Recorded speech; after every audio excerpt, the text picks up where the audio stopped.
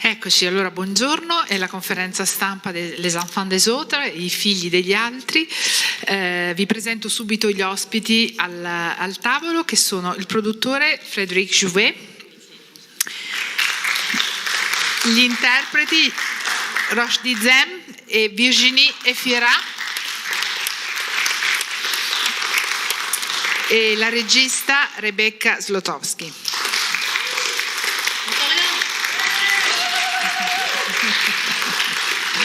Allora, vi ricordo anche che il film uscirà nelle sale italiane il 22 settembre con Europictures. Attendo le vostre domande. Vorrei cominciare però con una domanda per la regista. In un contesto sociale in profondo mutamento, dove i rapporti familiari sono molto cambiati, il film ci offre un punto di vista inedito, non solo sui legami familiari, ma anche su una figura, quella diciamo della matrigna, oggetto di molti cliché, anche grazie al cinema di tutti questi decenni. Quindi mi piacerebbe chiederle con che spirito si è avvicinata a questa storia, sì, e qual era il suo obiettivo, il desiderio di far emergere cosa? Deve spingere il pulsante grigio? Perfetto. Excusez-moi, je réponds en français pour tout le monde? Oui. Et je vais juste éteindre ça qui va être... Hop. Excusez-moi, merci aux interprètes simultanés, qui est un métier qui m'est cher, c'est celui de mon père qui est dans la salle, donc je suis désolée de ne pas faire appel à vous, mais voilà, je vous salue. Oui, j'ai eu la sensation en fait qu'il y avait une espèce de fait sociétal qui est que les familles, nos histoires d'amour, nos récits ne suivent pas nos histoires d'amour. C'est-à-dire, on a la sensation que la société est un tout petit peu en avance sur le cinéma. En tous les cas, quand je me suis retrouvée dans une situation personnelle, il se trouve que dans ma propre expérience, j'ai vécu une situation familiale particulière, et je n'ai pas ressenti, j'ai senti quasiment dans la représentation un manque. J'avais la sensation qu'il manquait l'image, qu'il manquait ce récit-là. Et c'est, alors, je ne sais pas si c'est un objectif, mais en tous les cas, c'est un point de départ pour fabriquer le récit et pour me dire, tiens, il y a peut-être un film à faire ici. Je pense que si j'avais eu la sensation que ce film existait déjà, on ne cesse de nous dire tous les films d'amour ont été faits, toutes les histoires d'amour, toutes les histoires de famille. Et moi, je ne crois pas. Je ne crois pas, puisque tout le monde n'a pas pris la parole encore là-dessus, et qu'il y a des configurations qui nous semblaient mineures, des sujets qui nous semblaient petits, des sujets qui nous semblaient pas assez dramatisés, et qui aujourd'hui, en fait, on leur donne toute la mesure en termes de sujets majeurs de nos existences, parce qu'on s'identifie tous et toutes à ça. Donc voilà, ça a été certainement un point de départ. Ensuite, est-ce que c'était l'objectif du film? Je ne sais pas, je me suis jamais dit, je me suis pas réveillée en me disant je vais proposer l'image manquante avec ce film-là. Mais c'est ce qui m'a permis de sortir de la dimension juste peut-être personnelle et thérapeutique, qui aurait été intéressante mais que pour moi, et proposer à l'audience un film plus large, plus ouvert et ancré dans l'expérience d'un cinéphile aussi. Mm-hmm. Però se non ho letto male nelle note di produzione del film, il film è nato mentre lei lavorava a qualcos'altro. Che cos'è che ha... Alors ça, j'ai pas compris. Okay.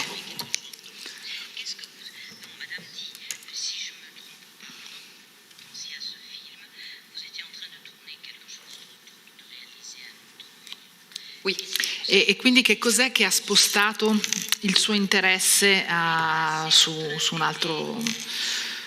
su altri personaggi in realtà, perché... En fait, je ne tournais pas un autre film, mais je travaillais à adapter un roman.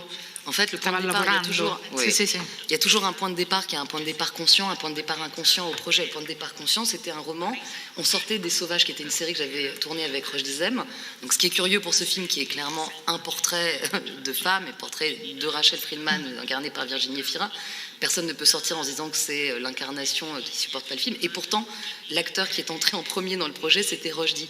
Donc, c'est l'explication d'un détour un peu pudique que j'ai fait avec ce projet. On sortait de cette série, on parlait de ce qu'on lisait à ce moment, on s'est rendu compte qu'on était tous les deux en train de lire le roman de Romain Gary, Au-delà de cette limite, votre ticket n'est plus valable. Et c'est un roman qui parle d'impuissance masculine, et ça a intéressé énormément Rochdy, avec l'intelligence qu'il a, de travailler d'autres zones de son jeu d'acteur, alors qu'il était en plus, il sortait d'une année de full puissance dans l'industrie, une puissance totale érotique, une puissance totale... il était en pleine possession de ses moyens à l'époque. Et voilà, il y a un petit peu, je reconnais un seul acteur, et ça regarde du côté de l'Italie, c'est quand Marcello Mastroianni fait Le Bel Antonio, qui est un grand film aussi d'impuissance masculine, alors là, porté à son paroxysme. Il a la même intelligence à ce moment-là de dire, voilà, je suis le sex symbole italien, mais moi je vais vous raconter que je bande plus. Et on rigole avec Roger, on se dit, il faut vraiment faire le film comme ça, de cette déconstruction. Bon. Et puis, je m'attelle au roman, je le fais vraiment sérieusement, je vous jure, et puis je n'y arrive pas, et je me rends compte que quelque chose résiste, et ce qui résistait, c'est que si ça me touchait, c'est que ça rejoignait une forme d'impuissance féminine que je traversais moi, et j'ai décidé de déplacer le personnage d'un héros masculin à une héroïne. Et j'ai voulu faire le film de cette femme qui atteint l'âge limite de la fertilité, qui est peut-être encore plus difficile à déplacer, que on voit bien que le sujet masculin de l'érection a concerné beaucoup, et que des expédients sont arrivés. Tout le monde peut rebander grâce à des pilules, mais on peut pas retomber enceinte à 42, 43, 45 ans, parce que peut-être le sujet a moins mobilisé. Et donc voilà, j'avais la sensation que c'était l'endroit dans lequel je devais, mon désir de cinéaste, ma simplicité, ma pente plus immédiate, ça m'amenait là. Et tout de suite est né le projet d'écrire l'histoire de cette femme qui aurait une quarantaine d'années, une très jeune quarantaine, qui est accomplie dans son existence, à qui il ne manque rien, mais qui commence à naître un désir d'enfant à un moment où il est peut-être trop tard. Et de cette histoire, il y a une espèce de résonance entre un sujet intime, un sujet qui pouvait faire sens dans le sociétal, la psychologie, les autres, et aussi un sujet de cinéma sur la durée et l'absence de représentation à l'écran. Et quand j'ai proposé le rôle à Rochdy, il m'a dit, mais c'était pas du tout ce qu'on avait en tête. Et il m'a dit, écoute, c'est comme si on avait attendu un enfant et que moi je préférais plutôt un garçon et toi une fille, ou l'inverse, mais bon, on a l'autre et on l'aimera pareil puisque c'est notre enfant. Et il a dit oui tout de suite, et il est rentré dans le film. Voilà. A Virginie vorrei chiedere questo. È evidente da quello che emerge dal film che la maternità non definisce una donna, ma c'è una frase che lei dice che mi ha molto colpito, che il suo personaggio dice che mi ha molto colpito, e che essere madri significa partecipare a un'esperienza collettiva. Al quale evidentemente la protagonista non vuole rinunciare. Ecco, vorrei una riflessione su questo, e naturalmente su questo personaggio che le avrà suggerito appunto 1000 spunti di riflessione, 1000 temi da affrontare anche personalmente, mettendo in moto delle riflessioni anche personali.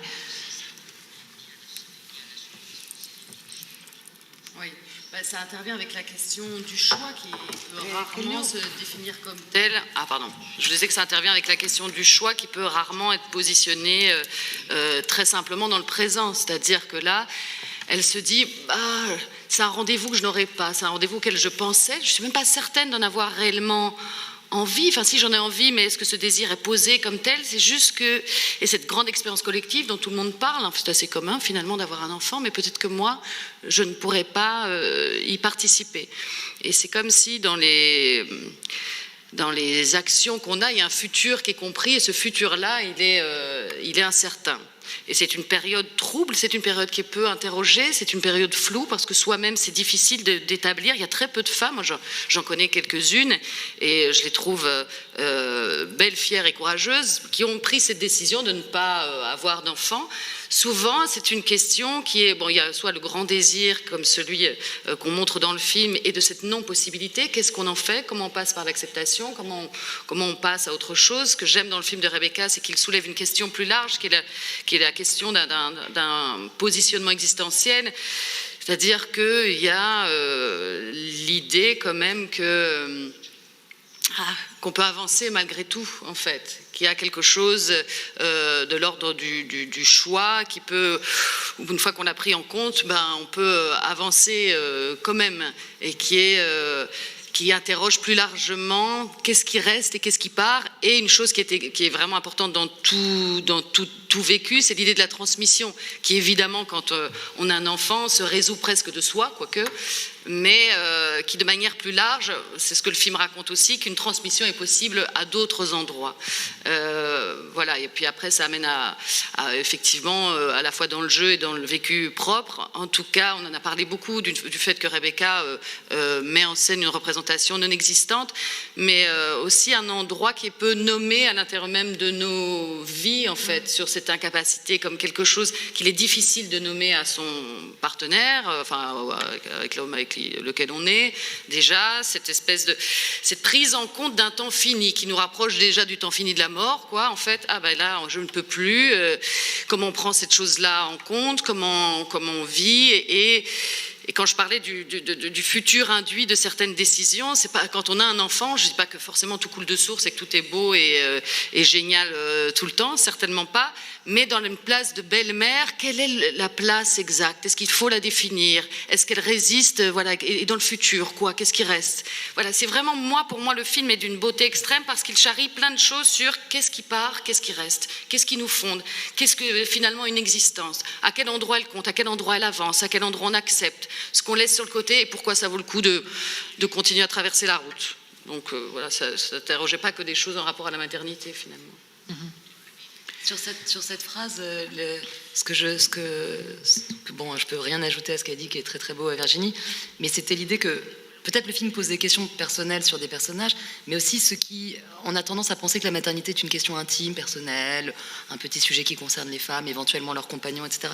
Mais c'est un sujet en fait qui relie le social.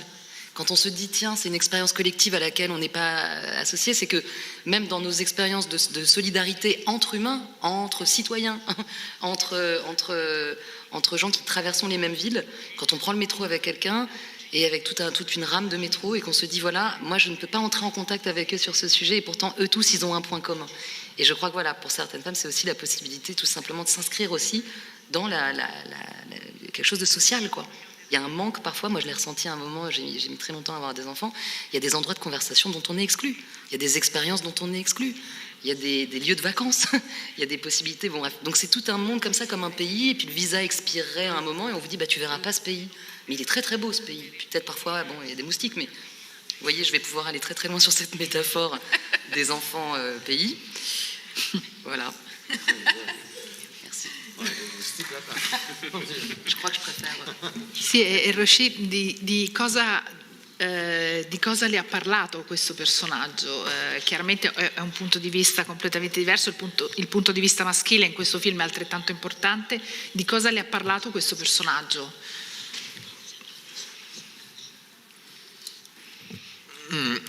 C'est un personnage qui est confronté, selon moi, à une modernité dont il n'a pas encore tout à fait les codes.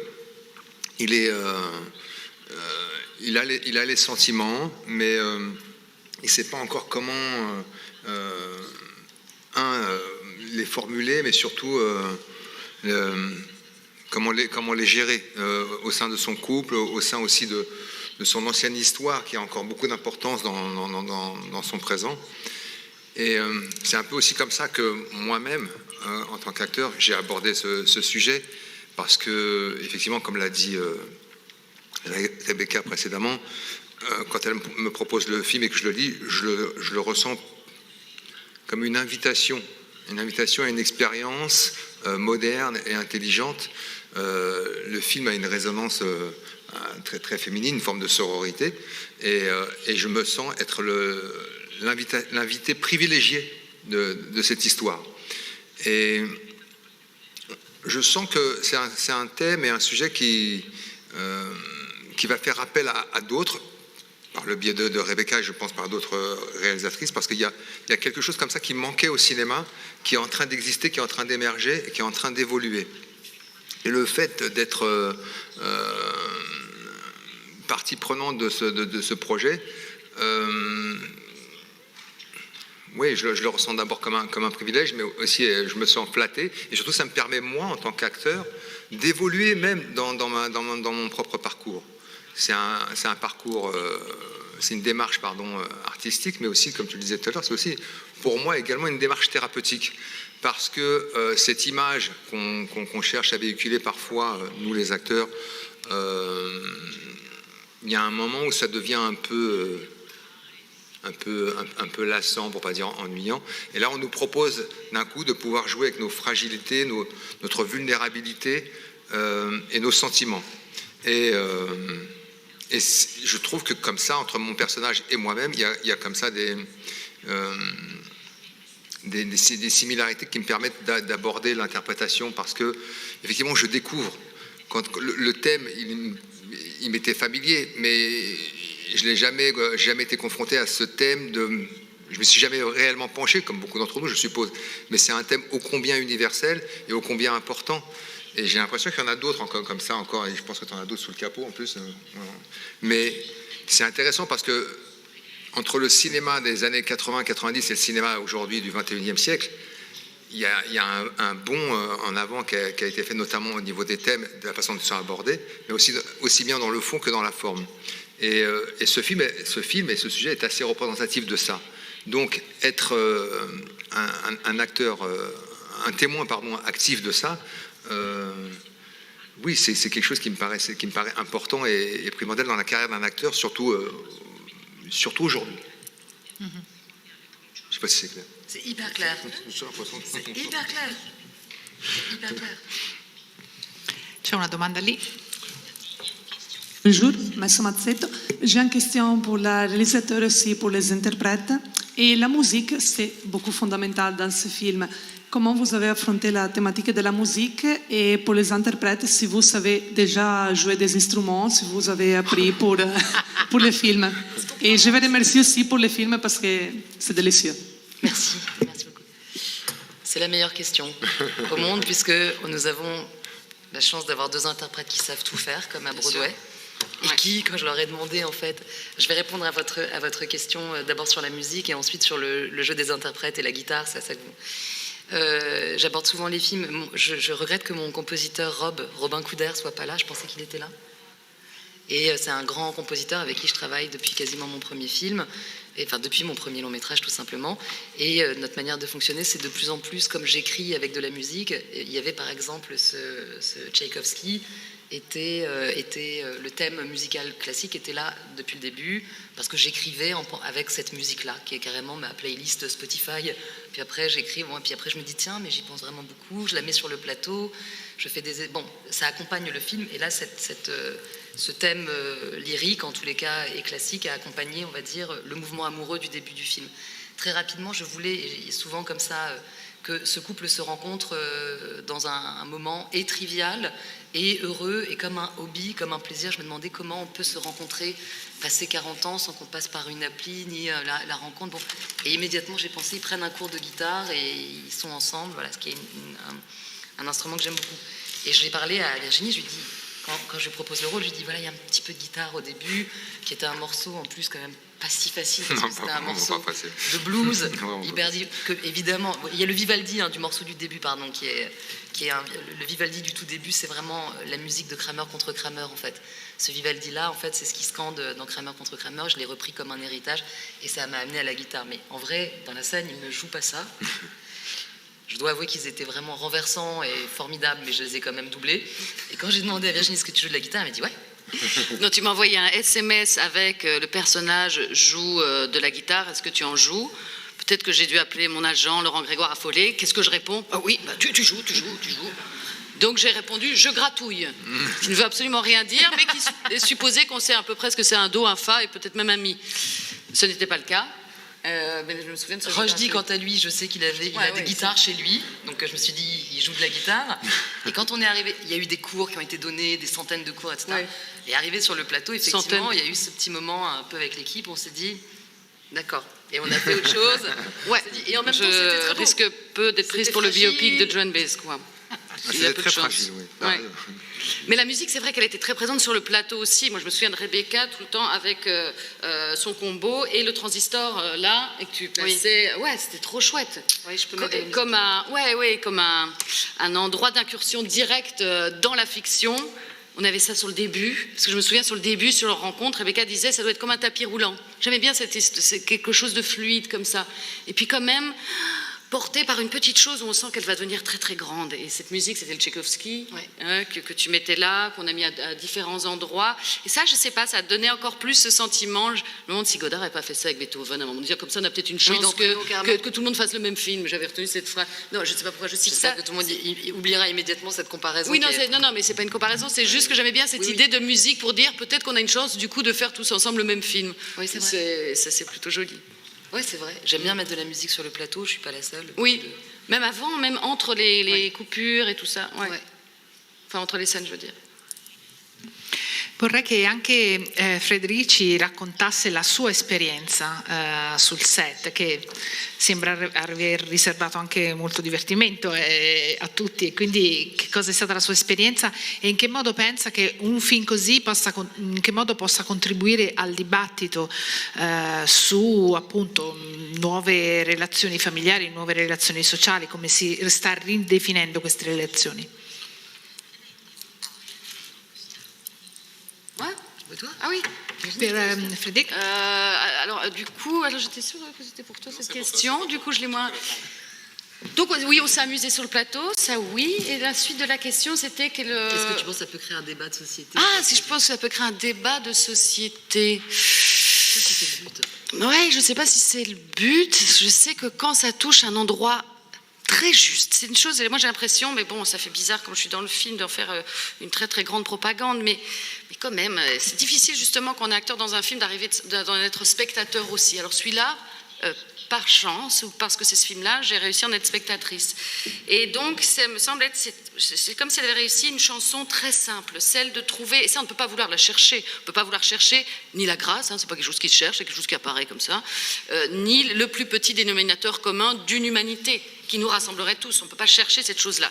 Et puis parfois, par un regard, parce qu'on suit quelque chose qu'on a au fond de soi et qu'on n'a pas déterminé avant, qui n'est même pas une posture intellectuelle, c'est-à-dire que Rebecca est suffisamment politique pour que son film le soit, en fait. Mais c'est pas ça qui est mis au devant, en fait. On suit juste, on regarde précisément quelqu'un, une personne, un couple, un enfant. On le regarde précisément et de toutes les manières. C'est un personnage, finalement, moi j'ai joué beaucoup de timbrés au cinéma, là, récemment. Là, on a un personnage qui sert pour aller voir un psy comme tout le monde, mais plus rationnel. On pourrait presque dire ordinaire, finalement. Mais elle est tellement regardée par tous ses prismes. Son père, les rapports familiaux avec sa sœur, sa libido, sa croyance religieuse, ses valeurs politiques, le rapport amoureux, de partout. Ça me fait penser à une phrase, on va encore citer un autre gars, ça va être Flaubert, le gars, de toute chose regardée assez longtemps devient intéressante. Ben c'est ça en fait, ce personnage du coup il est regardé dans tout et c'est vraiment c'est tellement difficile cette chose-là d'arriver à restituer la justesse d'une émotion, d'un rapport qui est un peu en creux, d'une audace pas vraiment audacieuse, d'un courage quand même. Il y a aussi les films que Rebecca m'a montrés avant, qui ne sont pas en lien direct avec le film que nous avons fait, mais le fait de montrer Show the Moon par exemple, ou un autre film, je me rappelle plus du titre, avec à la recherche de Mr. Goodbar. Oui, voilà. Avec Diane Keaton. Et ça permet de prendre conscience d'Diane Keaton, qui est une actrice d'une mobilité extraordinaire et tout ça, et qui a ce sourire, c'est-à-dire qu'il y a une attitude de courage face à l'adversité, chez elle de sourire qui est à la fois le sourire de la pudeur, le sourire de la politesse, et tout d'un coup, ça donne une orientation de quelque chose. En fait, des êtres apparaissent dans leur complexité, dans cette idée que ce passage de vie, ça sera très court, qu'est-ce qu'on va en faire? On va essayer d'en faire quelque chose, on ne va pas réussir tout le temps. Ça touche cet endroit-là, voilà. Donc, je ne sais pas si ça va faire débat, ça, mais c'est quelque chose. Là, tout d'un coup, moi, le cinéma, je me dis, putain, c'est quand même important, quoi. Et après, c'est trivial, mais je crois qu'on fantasme tous, en tout cas producteurs, réalisatrices et interprètes, et tous les gens qui font du cinéma, on fantasme en fait de créer des films qui, je ne sais pas si ça crée des débats en fait, mais qu'on a envie de passer, qu'on a envie de partager. Et j'ai l'impression que dans ce film-là, de par la thématique et de par la simplicité, de par la façon dont le film touchera au cœur les gens, ils auront envie de le partager, et peut-être qu'en partageant ce film, on racontera aussi sa propre histoire. Je suis assez émue d'entendre parler mon producteur pour la première fois. Et juste sur cette question du débat ou du débat possible, je pense qu'à partir du moment où on est loyal et qu'on travaille en essayant de ne pas être paresseux sur la question des stéréotypes, on fabrique forcément quelque chose qui révolutionne. révolutionne, c'est un grand mot, je ne pense pas que le film va le faire, mais je pense que si collectivement on se repose la question à chaque fois, au casting, à l'écriture, de savoir comment on écrit ce sentiment amoureux, cette rupture amoureuse, ce rapport à un enfant, est-ce qu'on va prendre pour le jouer le jeune acteur qui joue le gamin en difficulté, est-ce qu'on prend quelqu'un de racisé ou pas? Toutes ces questions-là, en fait, au bout d'un moment, elles amènent un changement de paradigme dans une société, elles nous apportent de l'air, de l'oxygène, et de reconnaître quelque chose de nos expériences personnelles à l'écran. C'est ça aussi qui a quitté un petit peu de temps en temps le cinéma, notre industrie, et qui faisait que si on la regarde trop, si on est trop en cercle clos, si on ne remet pas en question nos évidences, on finit par se détourner d'un public qui, lui, est très, très, très happé par d'autres endroits, très, très dragué par des endroits où on va leur proposer de l'identification, des récits qui ne sont pas stéréotypés, etc., ou d'autres stéréotypes.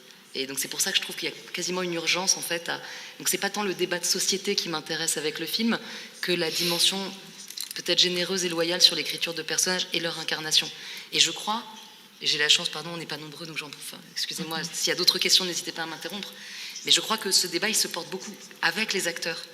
J'ai la sensation que Virginie Efira, Roche Dizem, les autres acteurs dans le film, ils m'aident à faire en sorte que le film ne soit pas doctrinaire ni dans l'idéologie, parce que vous portez en vous déjà cette remise en question de votre, on va dire, des questions que porte le contemporain, le genre. Tu vois, quand toi, Rochdy, tu acceptes, il y avait cette scène où elle devait te regarder nue dans la douche. Et alors Rochdy me dit, mais moi, j'ai jamais été tout nu dans un film. Et je lui dis, d'accord, j'ai pas envie de te forcer, je te forcerai jamais, mais c'est important pour moi de retourner le regard. D'habitude, on voit, il tombe amoureux, et puis il la regarde comme ça, prendre sa douche, elle est gracieuse, magnifique, ruisselante, enfin voilà, ça on a vu. Mais elle qui prend son café en regardant son homme, en le regardant comme ça, en le détaillant des pieds à la tête, je l'avais pas vu. Et là, Rochdy me dit, d'accord, mais tu filmes pas le... Bon, et donc voilà, c'est une manière... Il porte ça, et Virginie porte ça. Je suis obligée de dire des trucs qui vont un peu sexy. Non, mais ce que tu dis là, effectivement, ça c'est assez représentatif de ce que tu évoques, mais... Le point de départ déjà d'être un homme seul avec un enfant au cinéma, on voit rarement ça aussi. Je ne me souviens pas l'avoir vu.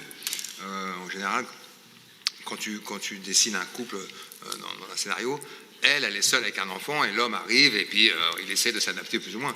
Là, le fait d'avoir, j'allais dire inversé, non, parce qu'aujourd'hui on est dans une autre configuration. Mais ça va jusque-là. Et effectivement, ça, je rebondis sur ce que je disais tout à l'heure, c'est toutes ces choses-là. Cette modernité-là, qui correspond aussi à nos sociétés actuelles, qui font que le film est très original, finalement. Alors qu'on est sur des thèmes totalement qui nous entourent et qui nous concernent. C'è una domanda qui, la prego di essere molto conciso. Oui, bonjour. Je voulais juste vous parler du personnage de Leïla qui est carrément, enfin l'actrice est carrément épatante. Et je voulais savoir comment s'est passé le travail avec elle, tout simplement, vous les interprètes et vous, Rebecca. On l'a affamée, maltraitée, et du coup elle jouait bien quand elle était entre deux périodes, entre deux repas. Non, ça a été j'ai fait un casting avec Christelle Barras, qui est une directrice de casting formidable, y compris sur la découverte des enfants, parce qu'elle a vraiment une spécialité là-dessus. Très rapidement, j'ai su que c'était une toute jeune enfant qui avait le désir de faire ça, qui en avait le plaisir. Ma difficulté, c'est moi, je suis pas un Pygmalion. Je ne suis pas un mentor, j'aime bien la collaboration avec des acteurs qui ont décidé de faire ce métier. Si bien que quand la question se pose de le faire avec un enfant, c'est difficile parce qu'on ne sait jamais, surtout à cet âge-là, est-ce qu'elle en a vraiment le désir, est-ce que c'est ses parents, est-ce qu'elle va s'amuser jusqu'au bout, c'est du travail. Ça me paraît difficile de demander, voilà. Donc j'arrivais avec toutes ces questions éthiques et pragmatiques aussi, et ma propre patience, qui fait que je me disais, mais est-ce que ça va être jouable, parce qu'elle avait beaucoup de jours de tournage. Et assez rapidement, et alors là après je laisserai les acteurs parler, on a fait ça de manière collective, et j'ai senti aussi, comme avec n'importe quelle actrice ou acteur, qu'elle avait des endroits de fragilité et des endroits de facilité. Les endroits de fragilité, c'est qu'elle détestait répéter, elle était très genre, non moi je le ferai quand ça tourne, et je me suis dit à un moment, j'arrêtais pas de répéter, en me disant faut le répéter, puis au bout d'un moment j'ai compris qu'elle était formidable dans le plan, et je me suis dit, Cali, bon, elle va le faire dans le plan, et donc du coup je l'ai... Voilà, c'est comme découvrir progressivement qu'un acteur est super bon quand il marche, d'autres il faut les asseoir pour que ça joue mieux. Et bien pareil, j'ai fait cette découverte-là et j'ai pas eu l'impression de renverser mon mode de fonctionnement avec elle, sauf que j'étais extraordinairement reconnaissante envers elle et envers ses parents de s'associer à mon film, alors qu'il y a eu des moments où il fait froid, elle dort moins, etc., etc. Mais voilà comment on a travaillé. Et puis j'ai installé assez vite avec Virginie et Rochdy voilà, des rencontres. Et après, vous, peut-être, expliquez-moi comment ça s'est passé. Déjà, c'est une enfant totalement magnétique. Hein. C'est difficile de ne pas avoir envie d'aller vers elle. Ce qui, moi, j'ai quand même pas mal travaillé, vu mon grand âge avec des enfants. Ce qui est assez rare quand même, et qu'elle avait, c'est-à-dire qu'elle avait peut-être 5 ans au moment du film, c'est qu'elle a pu faire des scènes, et ça c'est très très difficile. On a soit des enfants qui ne prennent pas conscience que, surtout à cet âge-là, je veux dire, que ça tourne, et qu'on utilise dans une forme de spontanéité, ou alors quelque chose de plus scolaire, où on sait bien qu'il faut tourner le visage à droite, dire les choses. Mais tout ça ensemble, ça c'est très rare. Et moi je me souviens d'une scène qui était quand même une scène importante, enfin elles le sont toutes, mais le moment où elle va lui dire qu'elles vont moins se voir. Et donc effectivement elle ne veut pas répéter avant, très bien. Et elle connaissait absolument toutes les phrases, c'est-à-dire elle avait une mémoire et elle était en même temps elle était dans le ici et maintenant. C'est-à-dire qu'elle arrivait à jouer et ça, à cet âge-là, je ne l'ai pas vu encore. Sans maltraitance, en tout cas. Et puis, il y avait quelque chose d'assez étonnant chez cet enfant, c'est que souvent, avec les enfants, il faut fixer des barrières, notamment dans la relation, mais aussi entre la fiction, la réalité. En fait, c'est elle qui les a fixé les barrières. C'est-à-dire que moi, elle a accepté que je sois son père le temps de la prise. Mais dès que c'était coupé, elle me faisait comprendre que... c'était assez... Alors, elle était très jeune, elle avait 5 ans, mais elle avait une maturité incroyable. Ouais. Et c'est... En général, avec les enfants, on est toujours obligé de dire, alors là, je vais faire ton papa. Elle avait très bien compris ça, peut-être mieux que moi. et surtout, c'est elle qui coupait court à toute ambiguïté possible. Elle était assez étonnante à ce niveau-là. Ouais. Alors qu'il y a beaucoup d'enfants qui ont besoin de prolonger la fiction. Oui. Elle avait un peu envie d'aller dans sa loge après en disant c'est bon, merci, je me reconcentre dans le personnage. Mais sans du tout, avec beaucoup de naturel et spontanéité. Là, je la présente comme si elle était enfant actrice, pas du tout. Il y a beaucoup de... Voilà, on a senti très vite avec elle un jeu, un plaisir de le faire. Ambigu parfois, mais faire un film intégralement avec un enfant, ce serait un autre challenge, un défi et beaucoup de responsabilité. Je ne sais pas si je le ferai. Grazie mille, dobbiamo fermarci qui. Molte grazie. Thank you.